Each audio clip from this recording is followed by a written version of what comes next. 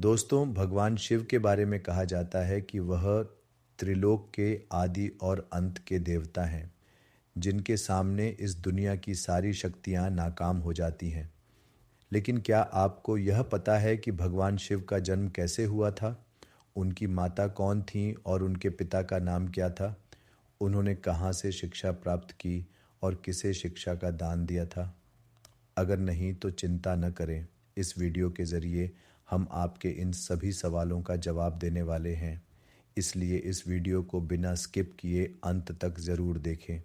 दोस्तों, सबसे पहले हम आपको भगवान शिव के जन्म से जुड़ी एक लोकप्रिय कथा से परिचित कराते हैं। शिव पुराण के अनुसार भगवान शिव को स्वयंभू माना जाता है, जिसका मतलब ये है कि भगवान शिव का जन्म स्वयं ही हुआ था। इसका अर्थ है कि न तो भगवान शिव की कोई माता है और न ही उनका कोई पिता है। इसी वजह से भगवान शिव पंच तत्व से भी परे हैं और यही कारण है कि उनकी मृत्यु कभी नहीं हो सकती। अब बात करते हैं विष्णु पुराण की एक और कहानी के बारे में। विष्णु पुराण के अनुसार भगवान विष्णु के माथे से निकलने वाली तेज रोशनी से भगवान शिव का जन्म हुआ था। वहीं उसी रोशनी से ब्रह्मा जी भी उत्पन्न हुए थे और कमल पर विराजमान हुए थे। हालांकि शिव पुराण में यह बताया गया है कि भगवान शिव का जन्म एक बार भगवान विष्णु द्वारा अपने घुटने मलने से हुआ था और उनके घुटनों से निकलने वाली धूल से भगवान विष्णु का जन्म हुआ था। इसके अलावा भगवान शिव के जन्म की एक और बहुत प्रसिद्ध पौराणिक कथा है। यह घटना एक बहस से जुड़ी हुई है जो भगवान विष्णु और ब्रह्मा जी के बीच हुई थी। वह बहस इस बात पर थी कि इस संसार में सबसे महान कौन है। उसी समय भगवान शिव एक जलते हुए खंभे के रूप में प्रकट हुए और दोनों देवता इस रहस्य को नहीं समझ पाए। अचानक एक आवाज़ आई जिसने कहा कि जो भी इस खंभे के शुरुआत और अंत को ढूंढ लेगा वही सबसे महान होगा। इसके बाद भगवान ब्रह्मा और भगवान विष्णु दोनों अपनी अपनी खोज में निकल पड़े।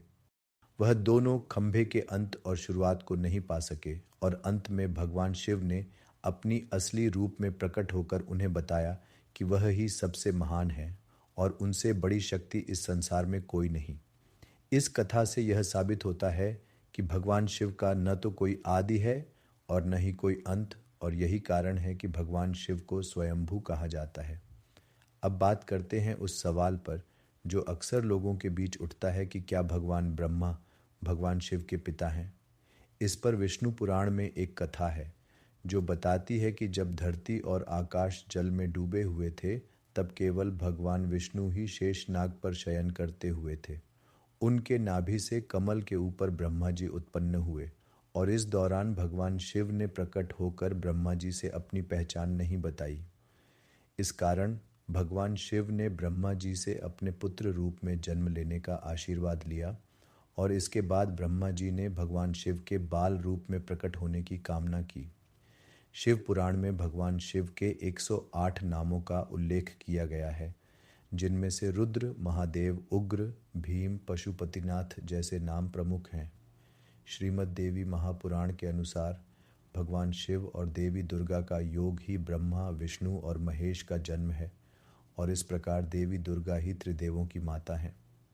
अब बात करते हैं भगवान शिव की शिक्षा की। क्या आप जानते हैं कि भगवान शिव इस संसार के पहले गुरु थे जिन्होंने गुरु शिष्य परंपरा की शुरुआत की थी।